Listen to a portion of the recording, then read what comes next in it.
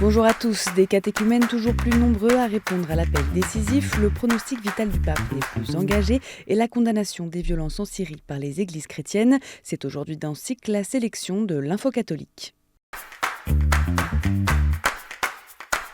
En ce premier dimanche de Carême a eu lieu la célébration de l'appel décisif des catéchumènes par l'évêque, une étape essentielle pour tous ces futurs chrétiens qui recevront les sacrements de l'initiation chrétienne, baptême, Eucharistie et confirmation au cours de la veillée pascale. Cette année encore, la tendance est à une forte hausse des demandes de baptême en France. À Paris, 670 catéchumènes adultes recevront le baptême le jour de Pâques. Ils étaient 522 en 2024. 205 catéchumènes ont été appelés dans le diocèse d'Évreux, soit une hausse de 50% par rapport à 2024. À Quimper, ils étaient 94, soit près de 2 fois plus que l'an passé. Tout au long du carême, les catéchumènes vont désormais vivre 3 rites appelés scrutins pour compléter leur préparation. Prévus pendant la messe du 3e, 4e et 5e dimanche de carême, ces temps invitent les catéchumènes à demander la miséricorde de Dieu et la communauté chrétienne à prier pour eux. Au 25e jour de son hospitalisation à la polyclinique Gemelli de Rome, le Saint-Père poursuit son traitement pour une grave infection respiratoire et une double pneumonie. Le pronostic vital du pape n'est cependant plus engagé d'après le bulletin de santé publié ce lundi soir. Depuis jeudi dernier, l'état clinique du Saint-Père reste stable et les médecins confirment l'amélioration de son état de santé, même si son hospitalisation demeure encore nécessaire. Dans le texte de l'Angélus diffusé par écrit dimanche, le pape a remercié le personnel soignant pour leur attention et la tendresse des soins. Il a insisté sur le besoin du miracle de la tendresse qui accompagne ceux qui sont dans l'épreuve. C'est en vidéo que François suit donc les exercices spirituels de la curie romaine pour le carême qui ont débuté dimanche salle Paul VI.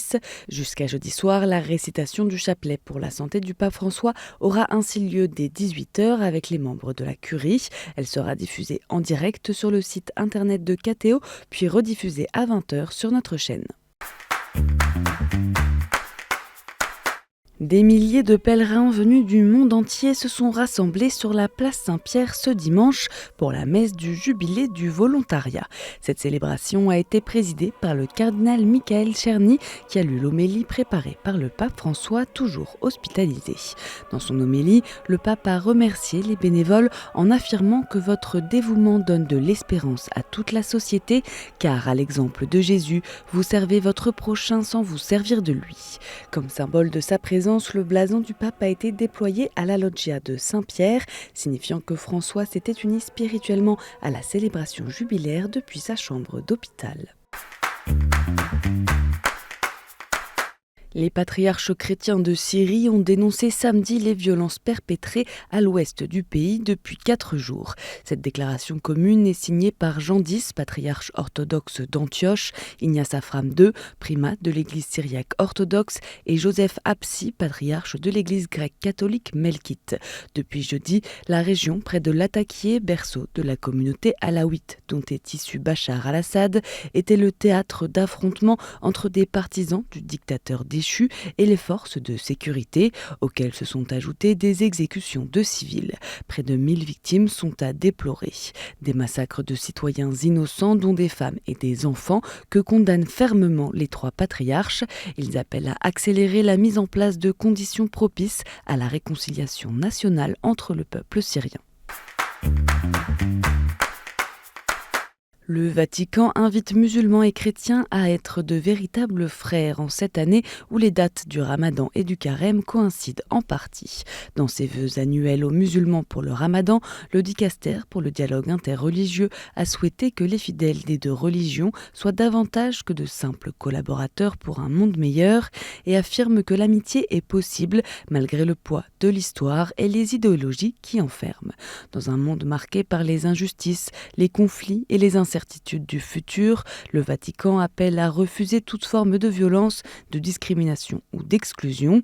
Publié ce vendredi, ce message intitulé « Chrétiens et musulmans, ce que nous espérons devenir ensemble » est le premier texte officiel signé du nouveau préfet de ce dicaster, le cardinal indien Georges Kouvakad, jusqu'alors prêtre et organisateur des voyages du pape.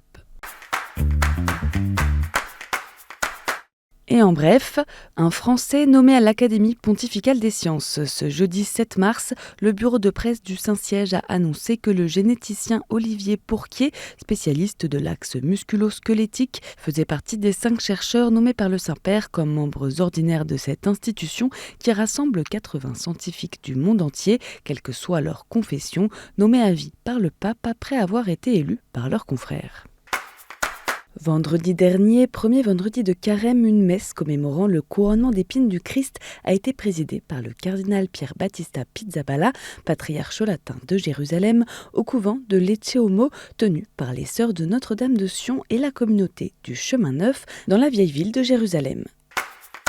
Ce week-end du 7 au 9 mars, 200 jeunes, étudiants ou jeunes professionnels entre 18 et 35 ans, se sont rassemblés au sanctuaire de Banneux en Belgique auprès de la Vierge des Pauvres pour la 10e édition du Winter Forum de la communauté de l'Emmanuel.